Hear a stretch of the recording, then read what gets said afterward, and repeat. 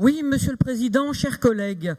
Oui, effectivement, l'orientation est bien la clé essentielle et en obtenant plus de compétences dans ce domaine, la région a donc entre les mains un levier d'action efficace au service de l'emploi.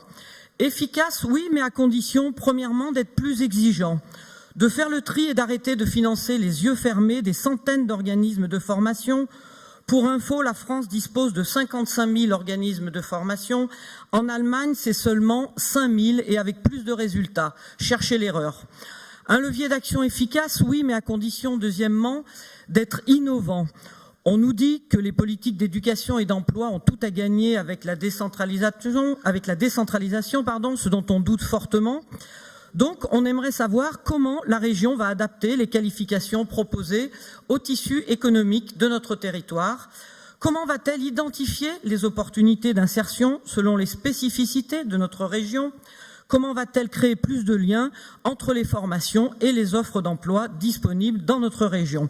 Car ce rôle stratégique de la région reste à ce jour totalement inconnu.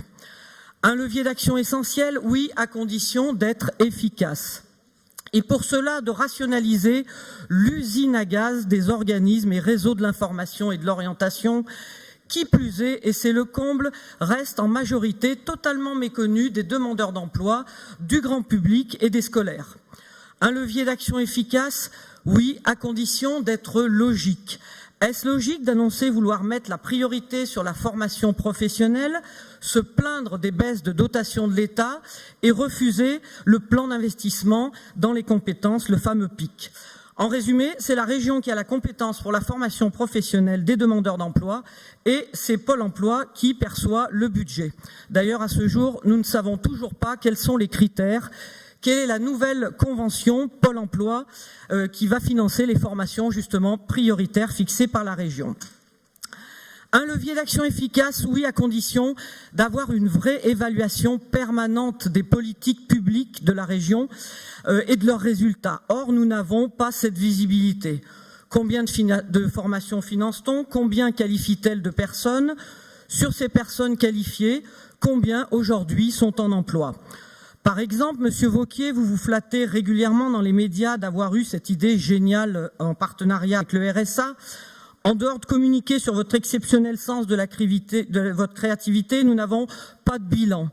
Combien ont signé? Est-ce dans les secteurs d'activité en tension? Vérifie-t-on si le contrat de travail va jusqu'au bout? Et où en est-on sur le budget des 2 millions d'euros engagés? Dernier point, un levier d'action efficace, oui, à condition de soigner les causes plutôt que de payer toujours plus pour gérer les conséquences. C'est très bien que la région investisse encore plus dans la lutte contre le décrochage scolaire, mais franchement, n'est-ce pas un faux problème et de l'abus de dépenses d'argent public quand on sait que l'éducation nationale est le premier budget de la France et que malgré cela, elle laisse sortir des millions de jeunes qui ne savent ni lire, ni écrire, ni compter correctement? Alors plutôt que de rajouter toujours plus d'argent, il faudrait oser, d'ailleurs comme dans beaucoup d'autres domaines, remplacer la culture des moyens par la culture des résultats. Et enfin, pour terminer, un levier d'action efficace, oui, à condition d'être cohérent. Parce que si le chômage des jeunes est très haut et que l'apprentissage n'a pas le succès qu'il mérite, il faut dire qu'on s'en est donné de la peine.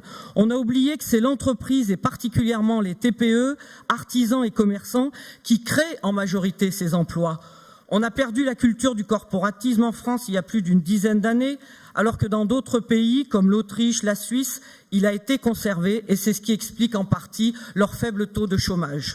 Alors oui, quelle contradiction d'attendre aujourd'hui que les entreprises recrutent, de vouloir défendre le savoir-faire local, les métiers, les commerçants, l'artisanat français, nos traditions, et d'un autre côté les saccager en votant la mondialisation, le libre-échange, la fin de nos labels. Et oui, Monsieur Wauquiez, en votant tout cela à l'Europe avec vos amis, vous ne protégez pas, vous n'aidez pas les entreprises de notre région à créer des emplois. D'ailleurs, petite parenthèse, à force de regarder à droite et à gauche, vous voyez ce qui arrive.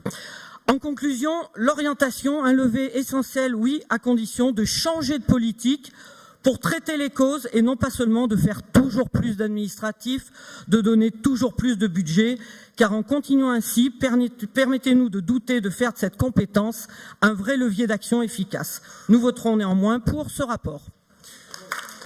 Monsieur, si j'ai pas d'autres demandes de parole,